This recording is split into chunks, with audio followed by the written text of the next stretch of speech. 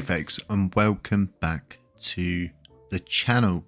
So, all of the videos recently, we've been really focused on governance, getting things done, and just spearheading things as best as we can. But what I thought it was time for is kind of one of those step back videos that we do, where we take a few steps back, take a few more steps back, and then a few more leaps, jumps, and bounds backwards to take a look at the bigger picture and see where we are and where we've actually come from. Everybody who's been here since the crash knows how bad the supply issue was. It is horrendous.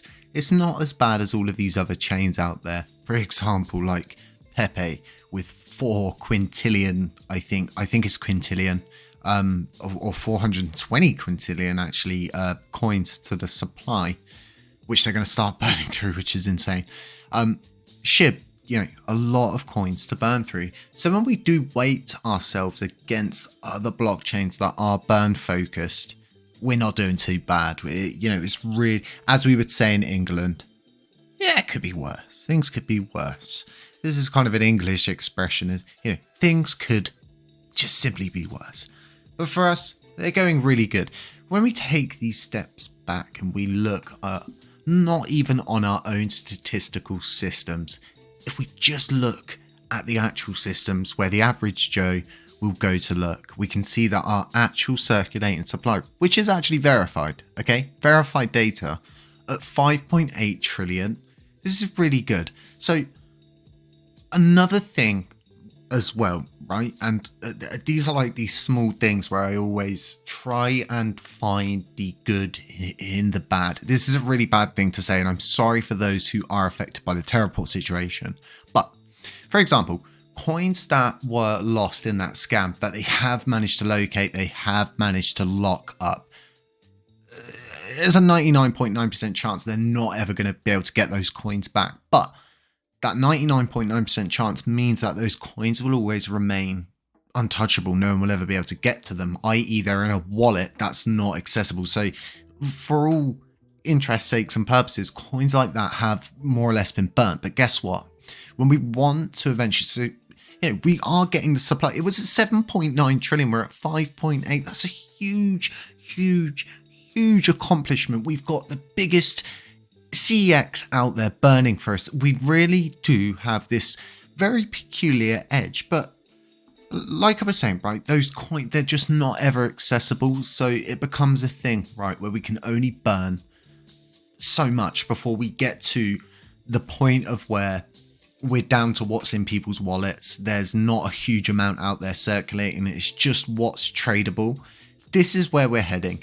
If we continue to do what we're doing, we continue to burn coins at the rate that we're burning at, and these different kind of like burn coins pop up. Yes, they pop up, they last for a while, the burns get lower and lower and lower, but ultimately I think what people care about is that coins are getting burnt. If people are happy to burn in that manner, then that's up to them, right? Who are we to tell people what to do with their money?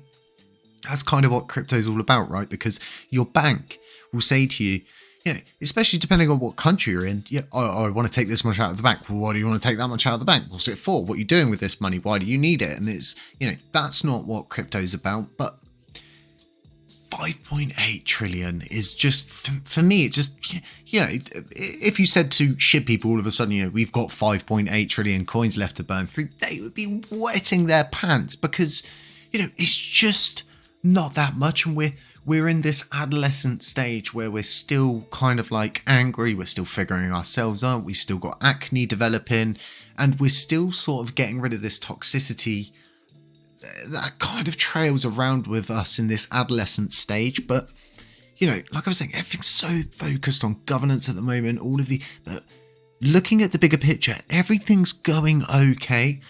Different people are doing burns. I myself wish that I could burn more, but I think a good way to put things for people with nodes currently is, if you was to compare it to something else in crypto, it's more or less like, mining.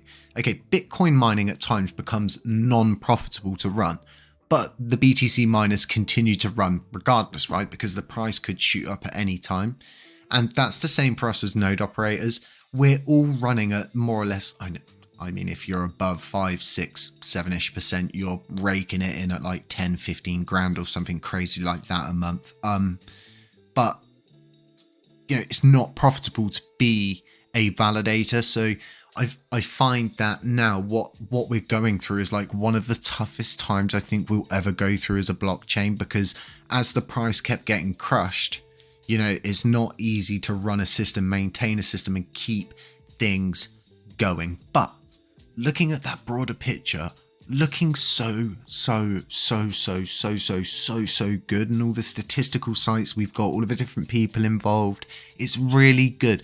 We've even got some like bigger influencers that do speak, you know, a lot about Lunar Classic, even with that kind of like drip feed, typical kind of video that these influencers do. It's good. It's what we need on this broader image. We need more coverage. We need more holders. We need more people to get drawn in. It's like, I was listening to the Miata Twitter space yesterday, and listening to them and kind of say like, you know, if we had sold more NFTs, things would be going a lot better and stuff like that. I could totally get it. Everybody is just struggling to just keep pushing on at the moment. But if we take ourselves back, we step back and we just look at what's circulating, it's really good.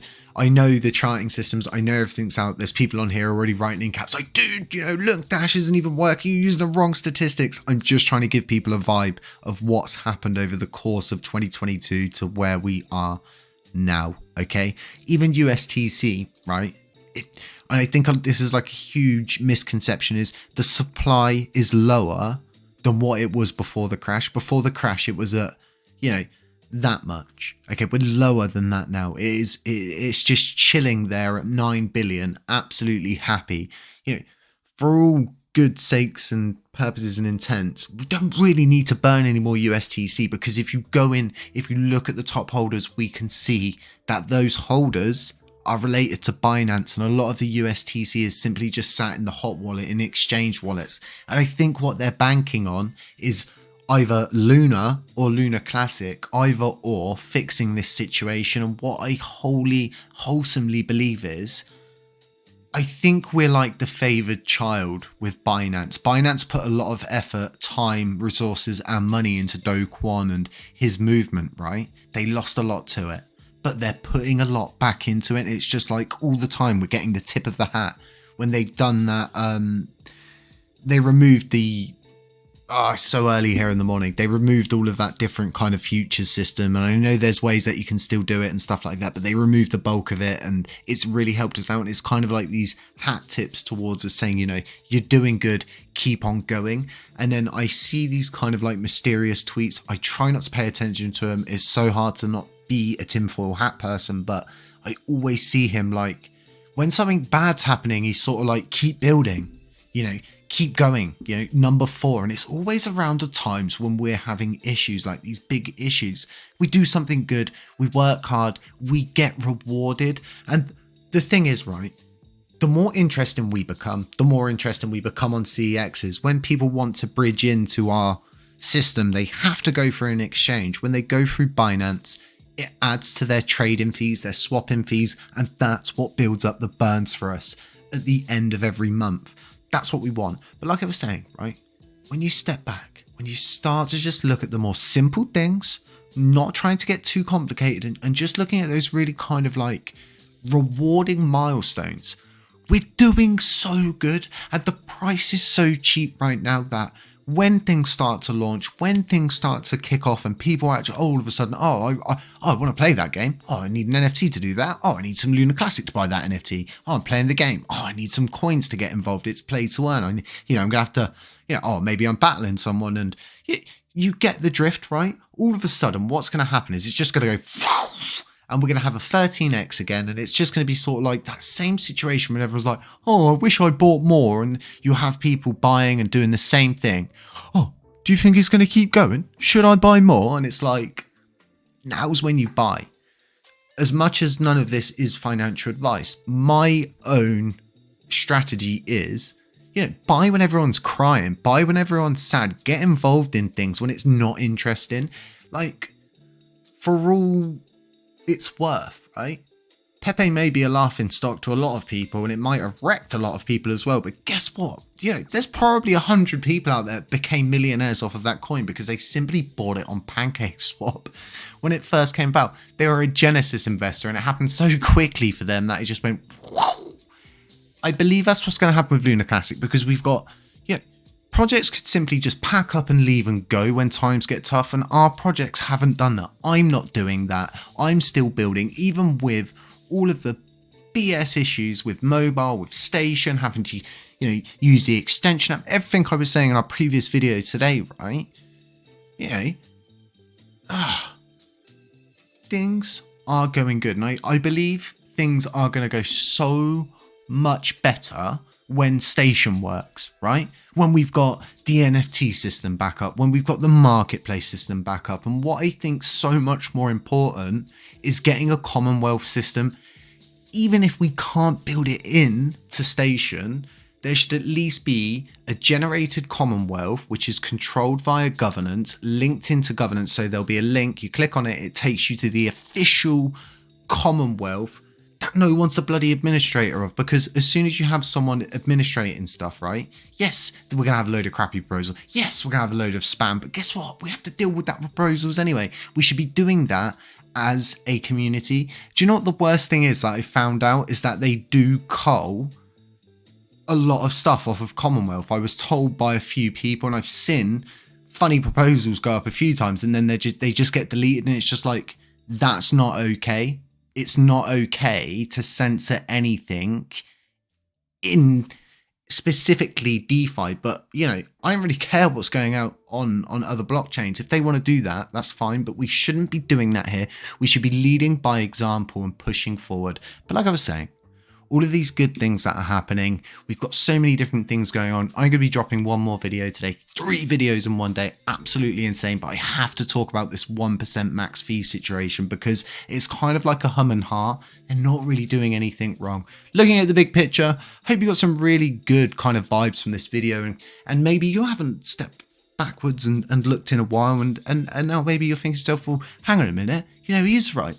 We are really cheap. Things are going really well, and there's always going to be bad actors. There's always going to be this kind of situation where we're swimming towards like a huge waterfall where there's a current, and that current's so strong, and all we need to do is just consistently keep swimming into it, consistently keep pushing to the...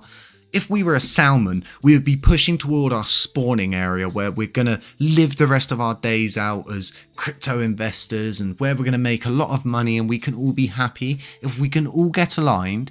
And instead of like everyone trying to be greedy, right? Everybody just sort of go, well, I'll build for the blockchain. And guess what? Everybody will prosper, not just one sector. Everybody, folks, have a really nice day. None of this is financial advice. Beware of scammers, beware of doppelgangers, beware of anyone who pretends to be me. I'll catch you in the next one. Ciao.